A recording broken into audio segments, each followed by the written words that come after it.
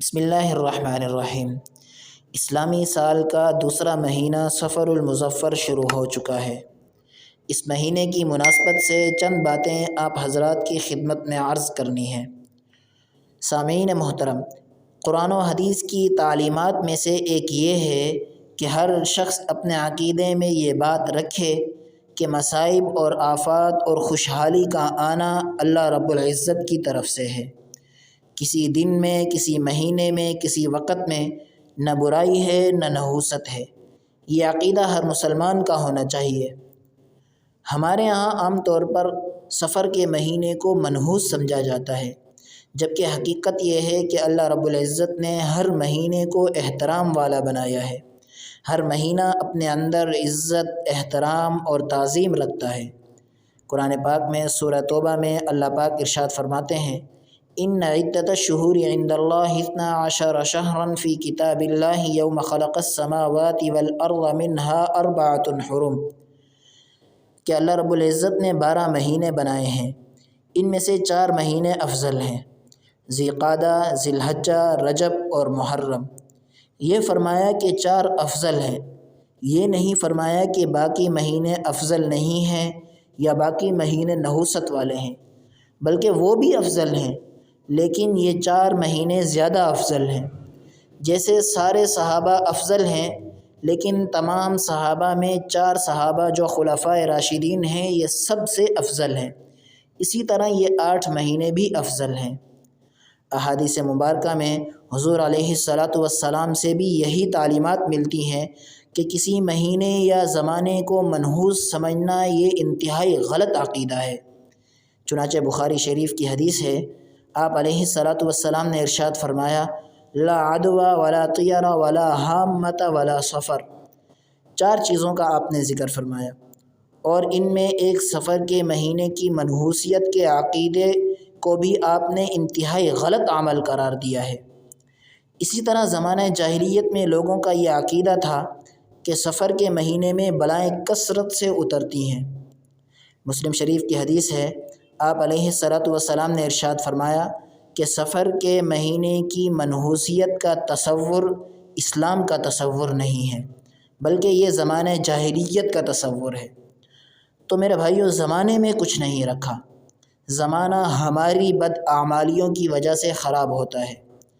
بخاری شریف میں حدیث قدسی ہے، اللہ پاک ارشاد فرماتے ہیں، یؤذنی ابن آدم یسب الدہر وانا الدہر اقلب اللیل والنہار، کہ لوگ مجھے تکلیف دیتے ہیں اور زمانے کو گالی دیتے ہیں، حالانکہ زمانے میں کچھ نہیں ہے، میں خود زمانہ ہوں اور میں زمانے کو بدلتا رہتا ہوں۔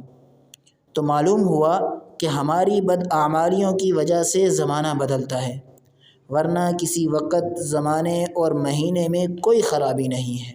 اسی طرح ہمارے ہاں بعض علاقوں میں یہ بات مشہور ہے کہ سفر کے مہینے کے ابتدائی 13 دن نحوست والے ہیں، اور اس کی یہ وجہ بیان کی جاتی ہے کہ یہ 13 دن اللہ کے نبی صلی اللہ علیہ وآلہ وسلم بیمار رہے، حالانکہ یہ استدلال سرے سے غلط ہے۔ رسول اللہ صلی اللہ علیہ وآلہ وسلم کی بیماری سفر کے مہینے کے آخر میں شروع ہوئی، نہ کہ ابتدا میں۔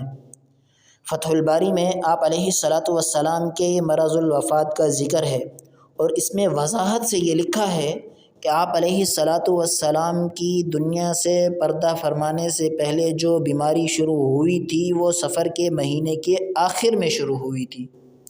اسی طرح سفر کی 13ویں تاریخ کو انتہائی منحوس دن سمجھا جاتا ہے، اور بعض علاقوں میں یہ معمول ہے کہ سفر کی 12ویں تاریخ کو لوگ کھانے پینے کی کچھ چیزیں لے کر رکھ لیتے ہیں اور صبح صادق سے پہلے اسے صدقہ کر دیتے ہیں، اور کہتے ہیں کہ اس طرح کرنے سے 13ویں تاریخ کی بلاؤں سے کو ٹالا جا سکتا ہے۔ اور 13 دن کی منحوسیت کا عقیدہ اس قدر مشہور ہوا کہ 13 کے عدد کو ہی لوگ منحوس سمجھنے لگ گئے۔ چنانچہ اگر ان کو سفر میں کہیں جانا پڑے اور ان کو 13 نمبر سیٹ مل جائے تو 13 نمبر سیٹ پر بیٹھتے ہوئے ڈرتے ہیں اور یہ سمجھتے ہیں کہ اس کی نحوست کی وجہ سے ہم پر کوئی مصیبت یا پریشانی آئے گی۔ یہ بھی انتہائی غلط سوچ ہے۔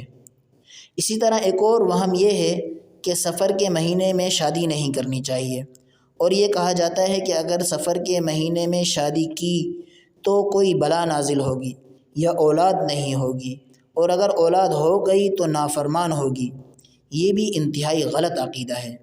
سیدہ کائنات حضرت فاطمہ رضی اللہ تعالی عنہ کا نکاح حضرت علی رضی اللہ تعالی عنہ سے سفر کے مہینے میں ہی ہوا تھا، اور لوگوں کی ایک بڑی تعداد یہ سمجھتی ہے کہ محرم الحرام میں بھی شادی نہیں کرنی چاہیے کیونکہ یہ غم کا مہینہ ہے۔ اس بات کی بھی کوئی حقیقت نہیں ہے۔ میرے بھائیوں، یہ بات یاد رکھیں کہ کوئی ایسی چیز جس کو شریعت نے ناجائز نہیں کہا، اس کو ناجائز سمجھ لینا یہ بھی بہت بڑا گناہ ہے اور قرآن و حدیث کی واضح تعلیمات کے خلاف ہے۔ اسی طرح اسی مہینے کے حوالے سے ایک اور غلط عقیدہ لوگوں کے ذہنوں میں یہ ہے کہ سفر کا آخری بدھ فضیلت والا ہے۔ سفر کے آخری بدھ کو آپ علیہ الصلاۃ والسلام صحت یاب ہوئے تھے اور سبزے پہ چلے تھے، تو ہم بھی پارکوں میں جائیں گے اور سبزے پر چلیں گے اور اس دن خوشی منائی جاتی ہے۔ یہ بھی غلط عقیدہ ہے، کیونکہ آپ علیہ الصلاۃ والسلام کی بیماری کی ابتدا ہی سفر کے آخری بدھ سے ہوئی تھی۔ اسی طرح ایک غلط بات اور مشہور ہے کہ ماہ سفر کی آخری بدھ کو چاشت کے وقت 2 رکعت نماز پڑھنی چاہیے، اور پہلی رکعت میں قل اللہم مالک الملک اور دوسری رکعت میں قل ادعوا اللہ او ادعوا الرحمن، ان آیات کو پڑھنے سے 1 سال کے گناہ معاف ہو جاتے ہیں۔ اسی طرح بعض علاقوں میں اس دن کو عید منائی جاتی ہے، یہ بھی انتہائی غلط ہے۔ اسی طرح ایک حدیث مشہور ہے کہ آپ علیہ الصلاۃ والسلام نے ارشاد فرمایا، من بشرنی بخروج سفر بشرتہ بالجنہ، کہ جو شخص مجھے سفر کے مہینے کے چلے جانے کی خوشخبری سنائے تو میں اس کو جنت کی خوشخبری سناؤں گا۔ یہ غلط اور موضوع حدیث ہے۔ الموضوعات الکبریٰ ایک کتاب ہے، اس میں موضوع اور من گھڑت احادیث کو جمع کیا گیا ہے، اور اس میں وضاحت سے یہ لکھا ہے کہ اس حدیث کی کوئی حقیقت نہیں ہے، یہ لوگوں کی اپنی بنائی ہوئی حدیث ہے۔ تو میرے بھائیوں، خلاصہ یہ ہوا کہ کسی دن کسی رات میں کوئی منحوسیت نہیں ہے۔ منحوسیت انسان کے اپنے برے کاموں کی وجہ سے آتی ہے۔ تو آئیے ہم اپنی اصلاح کریں اور بدعات سے بچیں۔ اللہ پاک ہمیں عمل کی توفیق عطا فرمائے۔ وآخر دعوانا ان الحمد للہ رب العالمین۔